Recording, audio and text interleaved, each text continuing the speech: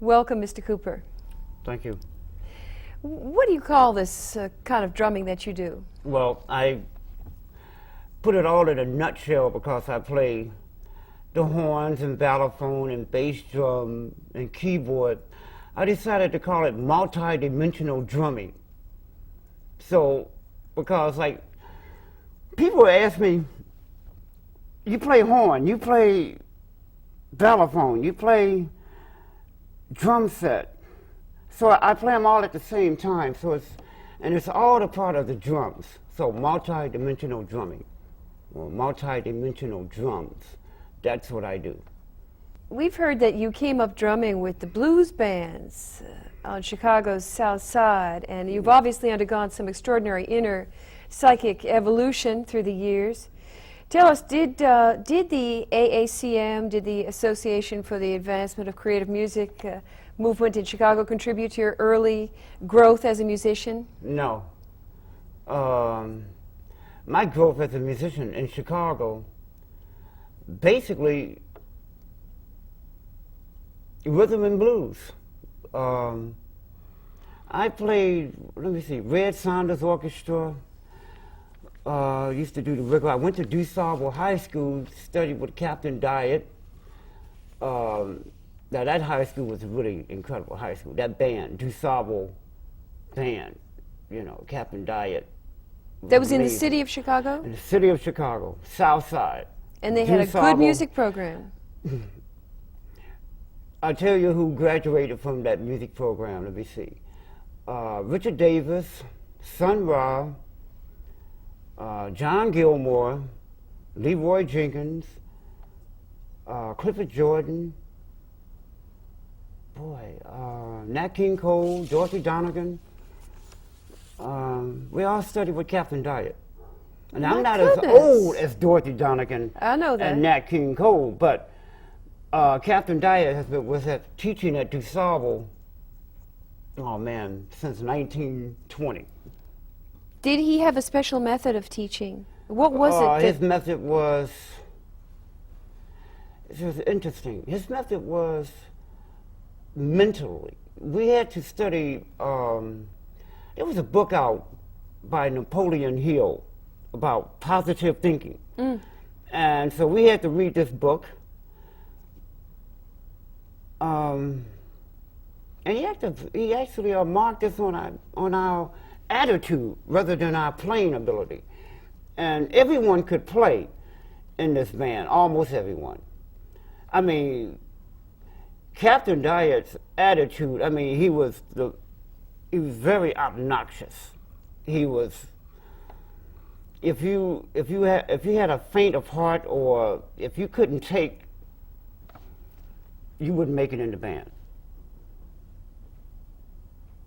You really had to love music because you would hate Captain Diet. And you were playing drums at that time? I was playing drums. Now you mentioned Leroy Jenkins. I mentioned Leroy because we were in this group together. We had a band called the Revolutionary Ensemble. Now Leroy was in school before me. He was in the 50s. I was in the early 60s, 1961, 62. 63, 64. Can you tell us a little bit about the thoughts and feelings that you had in the days when you were conceiving the Revolutionary Ensemble with Leroy Jenkins and Cerrone? Well, I tell you what my attitude was. Like, I was living in Paris, and Roscoe told me about Leroy. I knew Leroy from Roscoe Chicago. Mitchell? Roscoe Mitchell. Uh-huh. I knew Leroy from Chicago, but I wanted to get in a cooperative band. I mean, while I was living in Paris, you know, we would just be playing free, and it was beautiful, but with no direction. A lot of energy, though. It was really beautiful, man. So I was talking to Roscoe, and we were all talking about coming back to America. And so he told me to look up Leroy. So when I got back to New York, I called Leroy, and I went by his house, and him and Cerrone were practicing together, and they were So looking just for, bass and violin. Yeah, and they were looking for a drummer. And we just came together. We just came together, man. And it was supposed to be, because it was really hard on a one-to-one level dealing with some, we were supposed to play that music together. So we never played a bad concert. Every time we played, we didn't play it. I never played a bad concert with the Revolutionary Ensemble. But we would argue and fight to the point of I'll kill you, you know.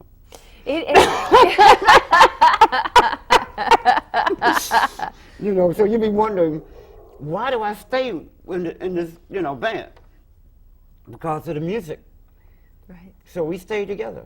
You we have to stayed be able together to for fight. 7 years, man, huh? Yeah, and you had a reunion concert in 1990. How did that go?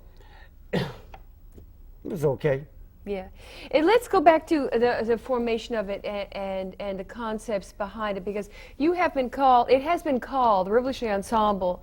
I don't mean to dwell on the past, but for the students that are watching the show, I want them to get the benefit of these energies and ideas that contributed to this great time in music.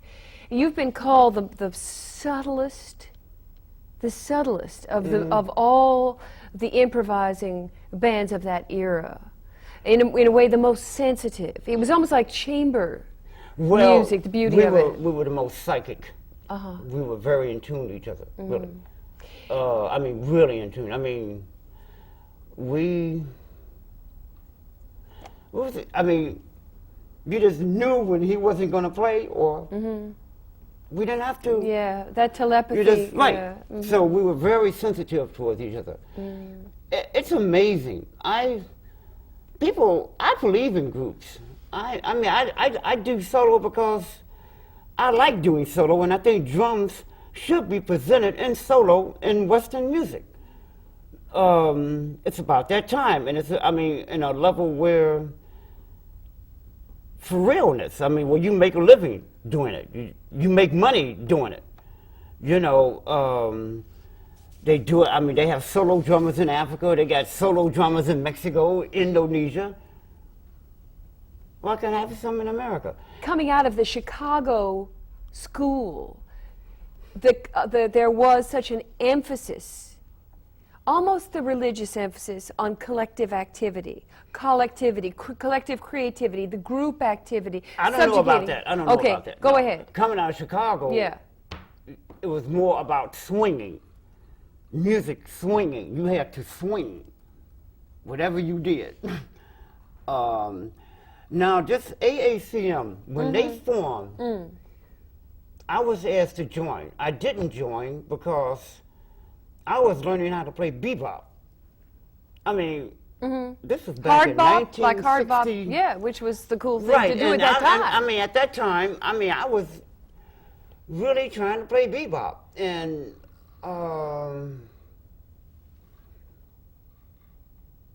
I never got into the AACM. And then after a while, I have to say this, I've said it a lot, and everybody knows it, but I really love, it's like this.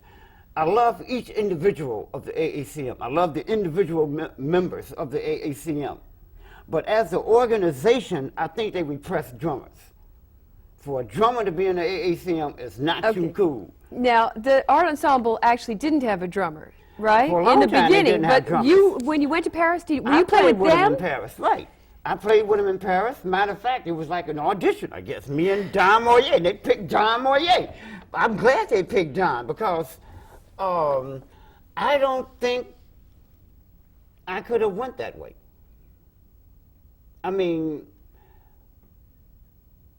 See, I don't play no African music.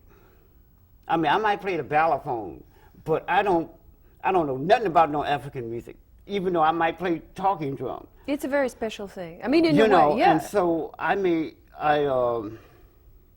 play American music. So a lot of times with drummers, especially in Chicago, you know, if you're not playing bebop or they play the African way, you know, what they, I don't do that. I don't know African music. I don't know Indonesian music. I don't know the gamelan. You know, and I've lived in Indonesia. I don't even want to know the gamelan. There's a world music that everybody can play together, and there's a certain, you know, where categories and all that shit have nothing to do with that.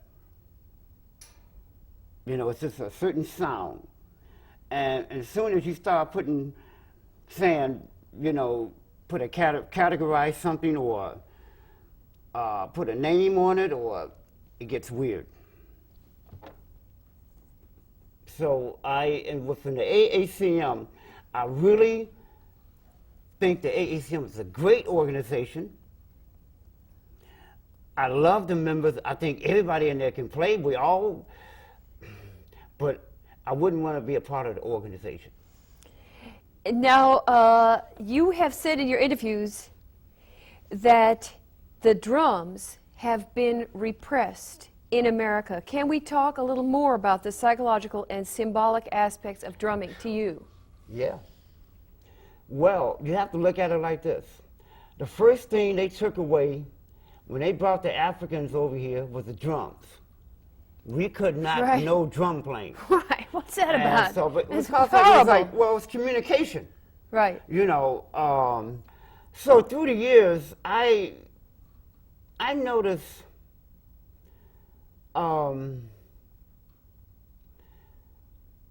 see the music of the drums.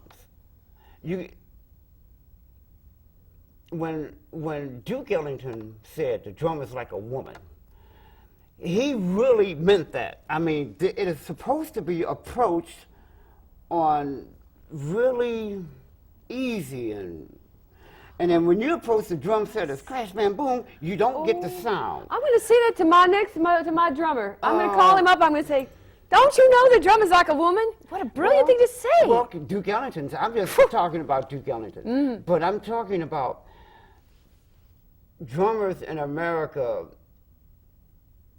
We haven't been given the information about the music of the drums. You know, we've learned your 26 rudiments, and so to sit up here and do a 40-minute solo on a trap drum set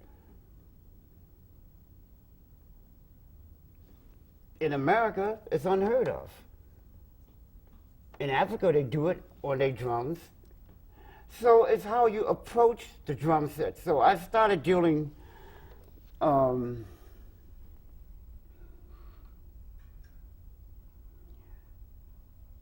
it like this. Rhythm is secondary to me. I'm not into rhythm, I'm into sound. Once you get into certain sound frequencies, the rhythm will come. You know, so my most important, or my concentration is sound.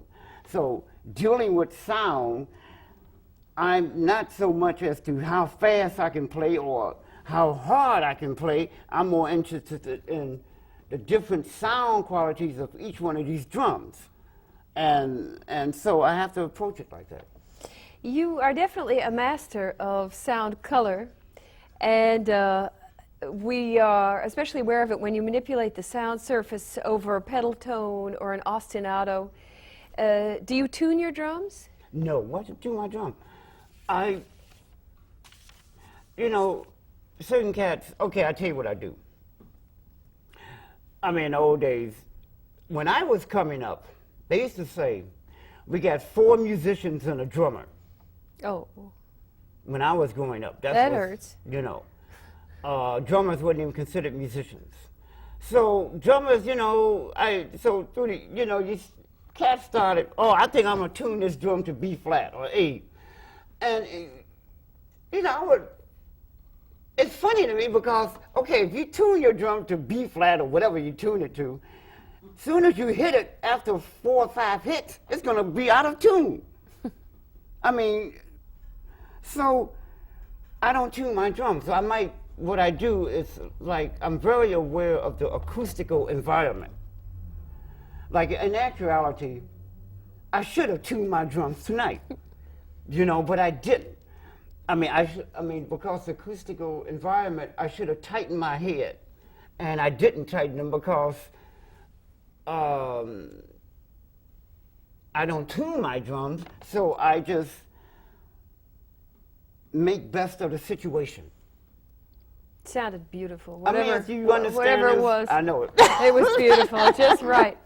Now, you played a historic concert at Carnegie Hall, which I wish I had attended because I've heard so much about it ever since it happened.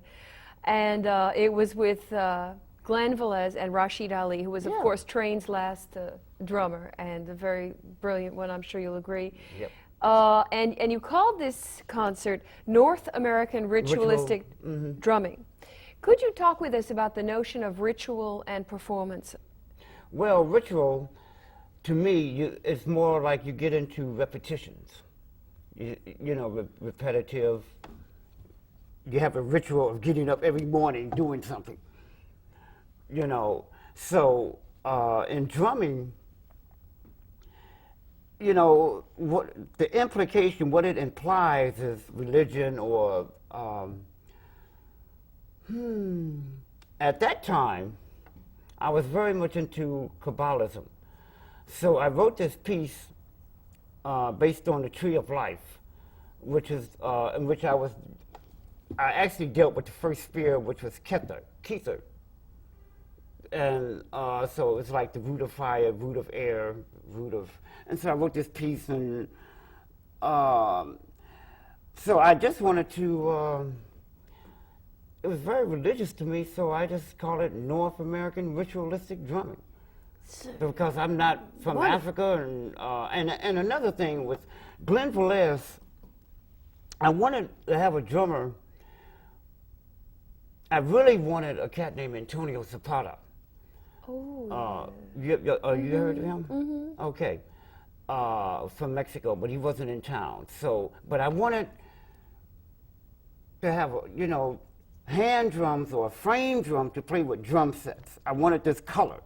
You know, instead of having 3 trap drummers or, you know, so Glenn Velez is a hell of a, he plays frame drums, you know, hand drum. So I got him to play those, and Rashaad trap drums and kalimba, and it was okay concert. Can we talk about Colin Gilder a little, because he's not really known in this country? You know him? Well, I just know about him. I haven't actually seen him perform, but I know that you share an interest in shamanism. Yeah. Can you tell us a little bit about that and how it relates to your music? Well, Colin he went to Tibet and shit, you know, and filmed a bunch of shamans, ritual, you know, and when I go to Germany, I live with him. I stay with Colin. And so he was showing me all these films of the shamanistic films and shit. All shamans play drums. Yes, they do. And so I got into that aspect of shamanism because of their drumming. And you know, controlling or manipulating physical phenomena, you know, where you can just do sound, just do drumming. And so I just got into it, but, you know. You're there. No, you really are there. No, You're it's doing not it. there You're yet. doing it. You're doing it. But you did it to me tonight. I got the hit. I tell you a funny anecdote. This is interesting. I did a concert in Berlin for what's the name of it? Museum for Werkenkunde, World Museum. So this cat, he brought these African drummers from Africa, and when he heard them in Africa, now he heard them in the jungle when there's nobody saying, oh, you got to stop now because you got to go home, you know. So these cats were like playing for 3 or 4 hours, 3 or 4 days straight, doing drumming. So he brought them to Berlin.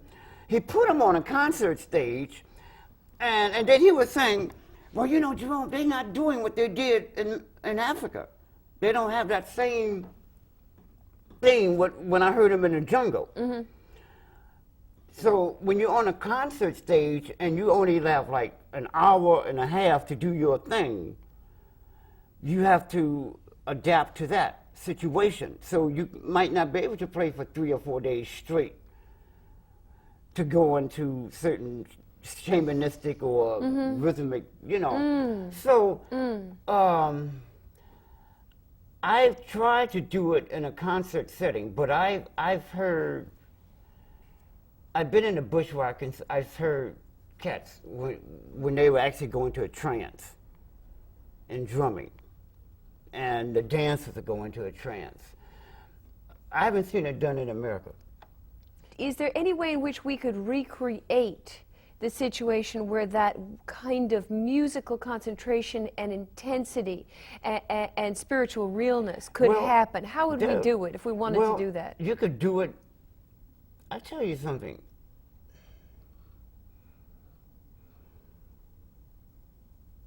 That's certain cats. Cecil Taylor does it. Mm-hmm. Miles Davis did it. Mm. John Coltrane did it. I mean, you can do it. But there's a thing, it has to be structured. And that's where composition comes in. I write pieces, or I will compose pieces, because I'm from America.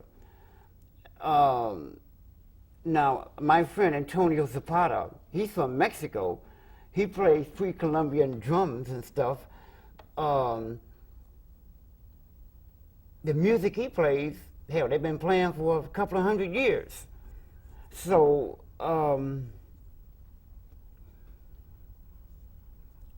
his drumming, or it has a tendency to, it's easier to be mystical. Rather, in American music, we have to write about it. We have to structure it. Beautiful. Do you practice? I practice every day. How do you practice? Well, there's 2 ways I practice. One time, I have what I call the books, where I will go through my 3 books. I have a bass drum book. It would take me about an hour and a half to go through. Then I have my stick control book, which takes me about 2 or 3 hours. And then I have accents and rebounds, and that takes me about 4 hours. So I have that way of practicing where I practice 8, 9 hours a day. Yes. Then I have my, what I call, play and practice, where I would just get up and play. You know, like what I do. I would just play, and I would play for like 2 or 3 hours. What is it like to play with Cecil Taylor? The power, the speed, the intensity, it must be so overwhelming. It must be incredible. I'm going to tell you what the key is. With Cecil, I function as a saxophone player. I don't function as a drummer with him. Cecil's the drummer. You try to outplay Cecil, you go out of it. So with him, I was a saxophone player, and I played drums like the saxophone. I mean, I would, and because if you try to keep up with Cecil and deal, you can't do it. So I was a saxophone, and when I was working with him, he got Sonny Murray. So it was me and Sonny Murray, because I love playing with other drummers. Oh. And matter of fact, in all my bands, I always have other drummers. I always use 2 drummers, because I'd rather do other stuff. But so with Cecil, even when so that's what it's like playing with me. I was a saxophone player with him. You said that the drums were the first external instrument of man, they basically haven't been invented yet. That's true. And then you go on to say that all physical instruments are an illusion. What does this mean? Let's say this. You're a saxophone player, and you say, oh, I know this saxophone, my range is only from here to here. I can't do any further because that's what and if Train thought that way, or let's say as a piano player, if I was a piano and said, okay, I can only do this, and I'm not supposed to be doing this because the physicality of instruments are an illusion. So I can't, that's what I mean, like I see. multi-dimensional drumming. I just, if I, Now, you also said drums represent the subconscious. in the old days, they used to say, drummers supposed to be heard. They're supposed to be felt, not heard. Drummers stay in the back. Don't be too loud. Then drummers are playing. Keep them. If the drums or if the beat got really better, So, and it's in our society, we look at emotions like that. If the drums deal with certain emotions, and so we identify, like women. We identify women with the subconscious because they emotional and subconscious. The color is black because that's supposed to be scary and so. I hear what you say. I hear it. I said this years and years ago. I haven't thought about this stuff, but yeah, I it's know, but interesting, and good. I can really keep talking. I mean, but it will come around. Well, thank you so much for being our guest on Roulette TV. I know that you're thinking about that Vietnamese food around the corner. Yeah, we go. And so it's time to eat now, but it's been wonderful having you, Yeah. Mr. Cooper. Thank you. you.